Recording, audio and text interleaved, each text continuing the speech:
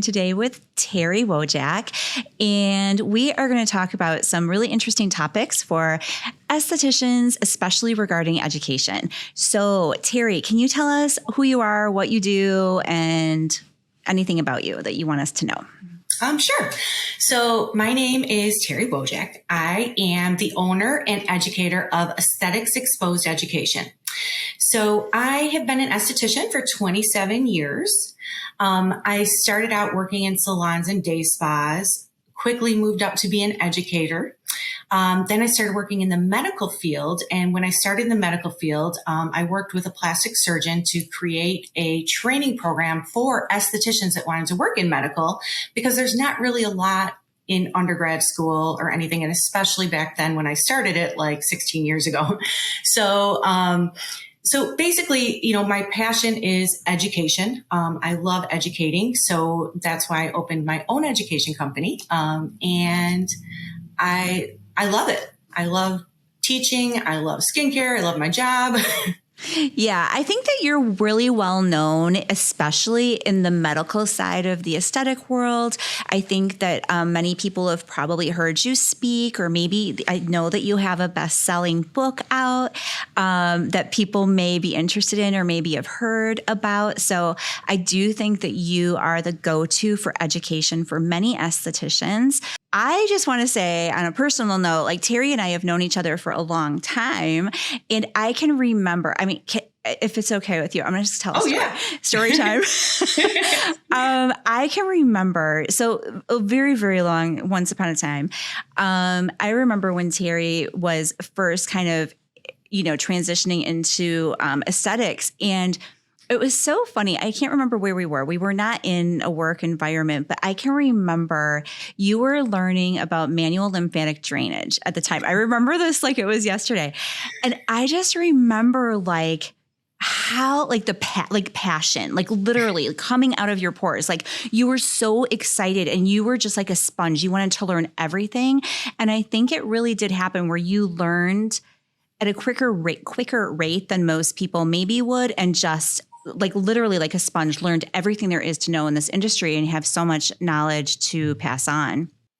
Well, thank you. When I got licensed, so I'm a licensed cosmetologist, and then I have that encompasses aesthetics. So I'm in the state of Illinois. And for me, when I first went to school, you couldn't get, there was no aesthetic license. There was you could only go for cosmetology, and then that would cover hair, nails, skin, where it's just crazy. The education, I think that in some respects, in that respect, maybe the education has improved, or at least you can go for skincare or for hair. But I will still say that, especially now, so we have, our company is Perron Rigot, and we now have a school program, which is really awesome. But I do a lot of teacher training, and I'm learning that even the teachers, I'm just going to say, and it's not to be judgy. It's just that people need education. And I was at a training recently, and a teacher didn't know she didn't know the term contraindication. She didn't know that term. And right. And it's like, whoa, that's we have scary. work. Yeah, we got a lot of work to do.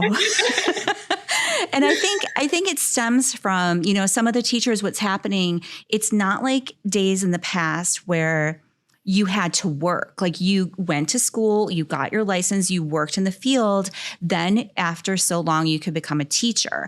What's happening now is they can graduate aesthetic school and then go to school to be a teacher. And now they're a teacher and they've never done a client. In school, there really is minimal education, right? You can't, I don't think, do you think you can go to school and then start working?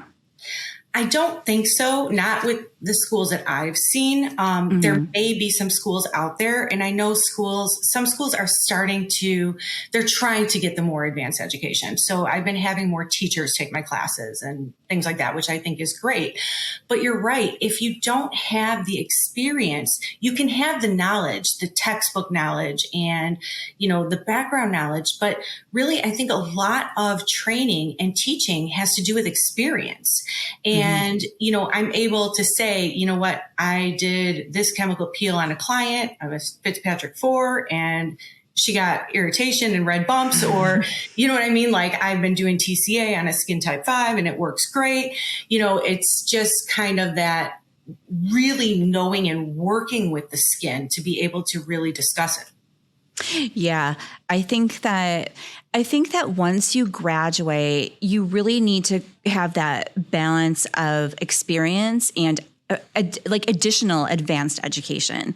That's like my point of view, because I think for me, like I learn this, like you, I'm sure for you for sure, but even for me, like I can look at someone's skin even from afar, a little bit, not like real far, but a couple of feet, and pretty much kind of know what they're probably using maybe on their skin, right? Or like maybe what they've had done recently. But that comes with experience, which some people, when you first graduate, they don't have yet, but they will. And then, so then they need advanced training. And I feel like these particular times, what's happening is, I'm sure you are as well, but I'm in a lot of groups, right? Facebook groups and different communities where estheticians are talking. And I'm getting the feeling that a lot of people are maybe just because they don't know, or maybe because they find value in it, but they're going to social media for education. Yes. So they're going to YouTube, they're going to TikTok, they're going to Instagram. And I'm nervous because some of the people giving the education, like, I'm like, wait, but are they even licensed? Do they know? So is this a good, so you tell me, what do you think about this? So I think social media and being on those groups is really important, but it's important to learn for yourself, but do not take just anything that's written on there. You have to do your own research. I see things all the time. I always see like lesions around the eye, and people are like, put a lancet in it, stick a lancet in it, stick a lancet in it. But not every lesion around the eye is Amelia and shouldn't have a lancet in it. So, it's really, you need to really do your own research. Yes, it's good to ask your peers, hey, I have this condition coming in. What would you do for it? But follow people that are reputable in the industry, people that are licensed, not just, the big TikTok gurus that, it's so scary. Yeah. I know. Mm-hmm. I actually have an older sister who you know very well. She actually is buying, and she's not an esthetician. She's buying medical equipment online, and she's watching YouTube videos from non-aesthetic professionals and non-medical professionals. And then she's doing treatments to herself. Right. A little scary. Yes. Yes. I mean, and I bet there's a lot of people doing that, because when you have these videos, yes, you might have a licensed professional watching them to try to learn what to do on their clients, but maybe it's a client that's like, oh, I could just do that at home. Yeah. And it's just really it's really scary because there is so much to know. I feel like what people don't talk about too is that, things can go wrong, and you really like, I feel like when you are licensed, we are a licensed professional. We're not doctors, but we still have a standard of care for our clients, right? Like we can't diagnose. We're clear on that. So we never diagnose, which makes me a little crazy because on some of the, especially the Facebook groups, because sometimes they're like, well, what do you think this is? And what should I tell my client to do? It's like, you guys, we cannot, it is not in the scope of our practice to diagnose anyone. And sometimes what I'm saying, and again, like people don't know, and that's why they're asking, right? And so they're trying to figure it out. But really, I just think anytime that there's any question, just refer to a doctor, because it's just not worth trying to guess and figure it out and then have a problem on your hands.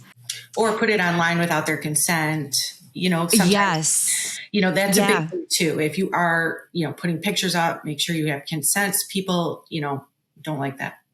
They do not like that, and this is a total side note because sometimes I digress, but there's this gym that I really want to go to. They have these awesome boot camp classes, but every single day they post videos and they scan like the camera over each person working out. And I was like, I want to go really bad, but like I cannot have that video of me doing like a lunge.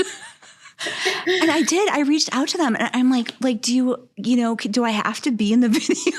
Because I really just want to go work out. Yeah. But yeah, you need consent from the people because not everybody wants their face all over social media. Okay, so let's say I'm an esthetician. I just graduated. I'm super excited and I want advanced education. What do I do? Where do I go?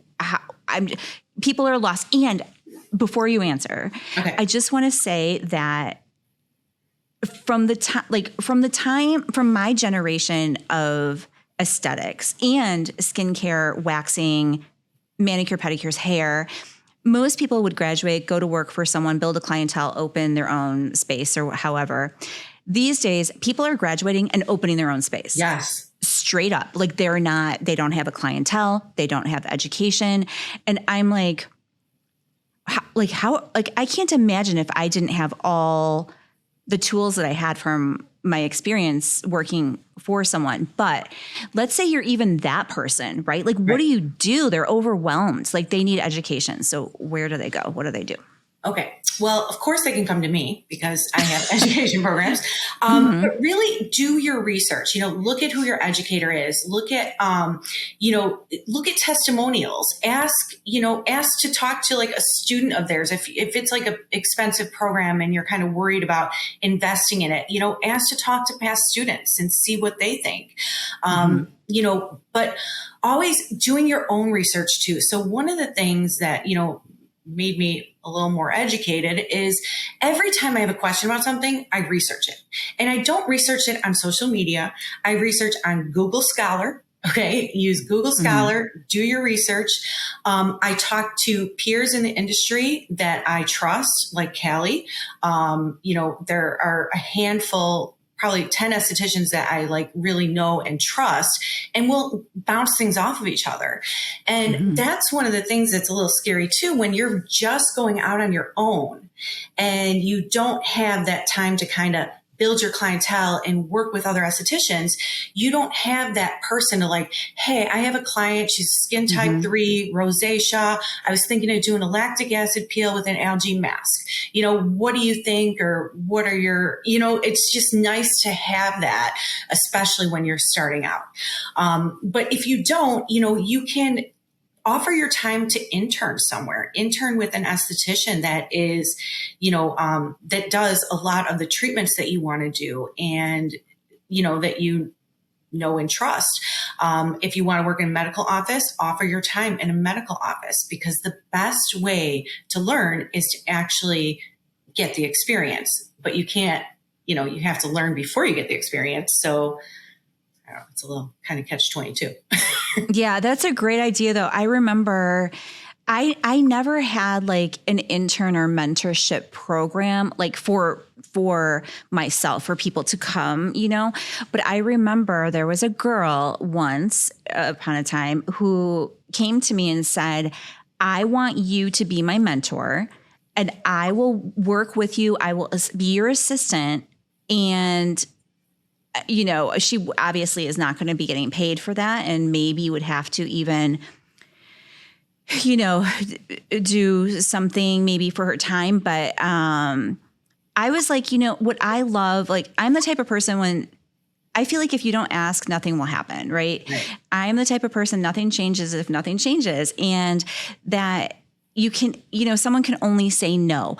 And I really feel like people that put themselves out there like that and ask someone, I'm just like, it's an absolute yes for me, because I'm just like, because people don't always do that. And when people say, I see you're doing this, I want to be on your podcast, or I see you're doing this, I want to be an ambassador for you, or whatever it is, I'm like, that takes a lot, I think, of courage and tenacity, and just like it's a really good trait that someone has. And so I highly recommend doing that. If there is, whether it's medical aesthetics or any type of salon, spa, boutique, studio that you really think is amazing, that has a good reputation, absolutely. I just think it's such a great idea. What do you think about online education? Because I feel like since COVID, online education has become so much more popular than hands-on because traveling has become hard. People are working instead to make money, to recoup their losses. So what do you think? I think online education is good for certain subjects. So like I have a series of online courses and they're like acne, hyperpigmentation, rosacea, chemical peels, microcurrent and LED. And of course, I tell people that they should get hands-on training before they do the chemical peels or the LED. But there's a lot of training background knowledge that you can get online. But again, make sure it's from someone reputable. I always too, though, I take any free education I could get. So when I see something like a free education on a laser that I don't even use or never plan on using, I take it because you're never going to not learn something. You're always going to learn something.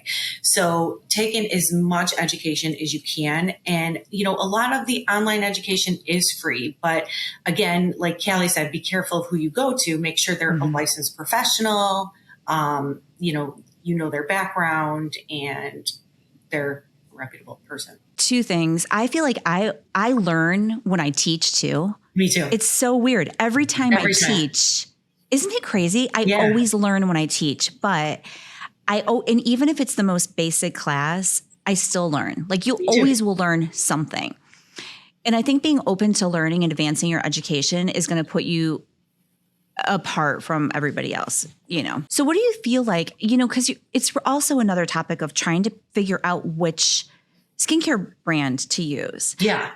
And it's like, do they all offer education when you, like, if you decide, okay, I'm trying to decide between all the brands, won't plug them all, but, when you're trying to decide, are they all going to offer education for you?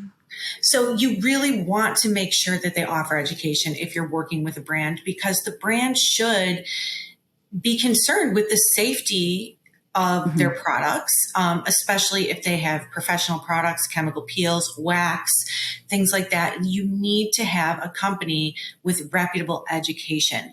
That education is really important. You need to know what ingredients are in the products that you're carrying. You need to know what contraindications are for those ingredients. You need to know, what those ingredients treat.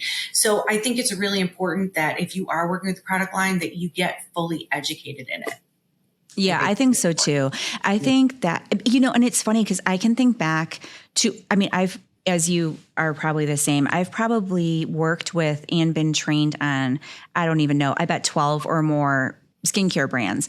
And I can remember every person that trained me and whether they were good and how much I learned and if they were thorough and if they were really clear on the protocol. And it's just, that is what makes you really fall in love with and be like literally married to a brand is in my opinion, because then that brand inside and out and it makes you nervous to switch, Yeah. And it's the passion that makes you, and I tell people all the time, I'd rather hire someone with passion than someone with experience, because I can train passion. And when you're passionate about something, you're usually great at it. So, I think just having that passion for your skincare line too. Your skincare line is very important, because if you use a skincare line that does not deliver results and treatments that don't deliver results, then you're not going to have happy clients and you're not going to have clients coming back. So you really need to take your time, invest, look at the different product lines out there, really get to know them. I always say it's like the power of three. Break it down to like 3 main brands and then get information on all of them, get thorough education on all of them, and then pick which one you think is best for you and your practice. Yeah, that's good. That's really good advice. Yeah. So what about, okay, we'll just touch on a couple more places that they can get. What about magazines, like trade magazines? Trade magazines are great. I like trade magazines. I usually do like Dermoscope and Skin Inc. I know there are plenty of others like Ligne Belle Esthétique. But I write for the magazines too. So I write pretty often. But I think that the articles are good. Again, take into account who is writing the article and if they're product biased or not? Yeah, you do have to be careful because you can tell though now because the laws have changed because some articles, and so whether it's social media or literal digital articles or print articles, the laws have changed. So now if it's a paid article, like if they're paying someone to promote a brand, it'll say sponsored. So you can see that on social media, you can see that on digital, print, and also like physical printed magazines. And if it says sponsored, then you do have to be like, this is really what that is paid advertising, right? Like they're just literally promoting a brand. But if it's just an article, like you write articles, I write articles, they're not brand sponsored. They're just purely education. Like we're just here spewing all of our knowledge for you guys to like, hopefully learn something from. I'm the type of person, like I have good intentions. So I have piles of magazines with like markers, and even on my phone, I have all these, articles saved, and I have all the and I even do it with like recipes. Like I really think I'm going to make homemade cheese. I saved one yesterday where I'm going to like, oh my God, you can make cheese out of your milk. And I saved it. I'm really going to do it. But what I need to do is take the day, right? And like, because some of those articles are even now, like some of them are really good. And I've saved a few because especially ingredient based, because ingredients are continually changing and advancing. And I consider myself an ingredient junkie. Like I'm just like, I don't even look at the I just turn it over and look at the ingredients. Right. But I'm almost to the point now I'm, stepping away a little bit because I'm just, kind of dove into a lot of other things, and the ingredients change really so quickly that you have to really stay on top of it. So those are the articles for myself anyway that I find a lot of value in. What about books? Well, books are great too. I mean, obviously any resource that you can have. So any resource that you can have, there are a lot of great books out there. Look for reviews and do your research, but there are plenty of great books out there. Get a book that has to do with what you're looking for. Are you looking to specialize in waxing? Are you looking to build your business? Are you looking to specialize in medical? I have a book that's called Aesthetics Exposed, and it has 32 chapters. It's a big book. So it kind of has everything that I'm looking to see if I have one right here, and I don't. We'll put it in the show notes, and we can do like a promo if you want to like do an offer or whatever. I have a promo. Okay, cool. Yeah. It's kind of a little of everything. I started it out to be like aesthetics in a medical setting, but I think it's a good book for everybody because even if you're not working in a medical setting these days, you need to know about Botox. You need to know about hair. You need to know about lasers. You need to know about micro needling. I mean, because how do you know when you can do a treatment after a resurfacing laser? Was it an ablative laser? Was it a non-ablative laser? Was it a fractionated laser? How do you know when you can do a facial or a dermaplaning or a waxing? You really need to know these things. You need to know about these procedures so that you can treat clients safely and effectively. Yeah, we just did a podcast right before yours, and I kind of wish we had even more time. We'll do another one talking about different services that are offered in more of like a medical setting type situation, because there are estheticians who might, especially now, like a lot of estheticians they work at a lash bar. They only do lashes, or they work for, a waxing company. They only do waxing. And I might say something like, oh yeah, like microneedling. And they're like, they don't know what it is. Yeah. And I'm like, you have to know what it is. We have to know what it is. And we have to know everything. We have to know all the services that are offered. In Illinois, you can be an esthetician and you can work in a medical setting. You can't call yourself a medical esthetician, right? Right. There is, I think that Illinois has offered or issued like a special statement, like literally you can lose your license. It's the craziest thing. You can't call yourself an esthetician. No, but you can work in a medical setting. And also some of the treatments you can work, like you might need to be working under a doctor or with a doctor, but some of the treatments like you can be doing as an esthetician, and you just have to know the laws and rules and regulations in your own state. But so I think that was really good information. Is there anything else you want to add to the education topic? I really feel like everyone should advance their education, even if it's not, even if you're in a state that doesn't need CE hours. Yeah. I think it's just really important. There's always something new coming out. And, if you're the type of person that doesn't like to go to classes, then, do your research with books and with articles and online, but just make sure they're from reputable sources. Perfect. All right. Well, that is good. So I think what we'll do for closing is I want everyone to know where to find you. So tell us like where they can find you and where they can find your book too. So you can find my classes and my book on my website, estheticsexposed.com, esthetics with an A. So it's just Aesthetics Exposed, one word. We have plenty of online classes on there as well as the book. We also have some in-person classes coming up in Illinois. But you travel too, right?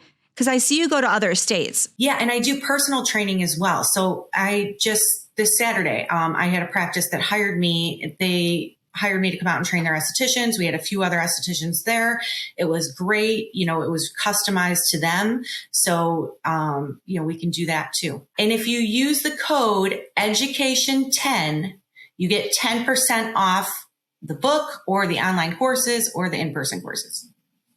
Okay, that is fantastic that you have an offer for the listeners. And we also, for those of you that are listening, you can check the show notes, but we're going to also have a promo code for you to purchase our online education course, which is called Intro to Professional Waxing. And if you use the code INTRO50, all caps, you'll get 50% off just for the podcast listeners for today. And you can do that. We'll have the link like below, but it'll be accessible through syrupil.com, and you just click on education, and then you'll see we have hands-on courses and online courses.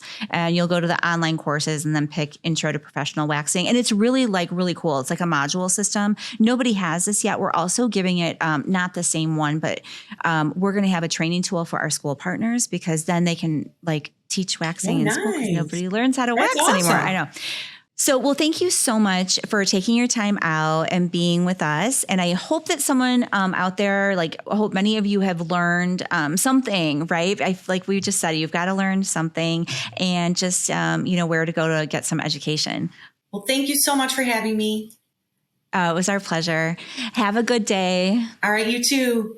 Bye. Bye.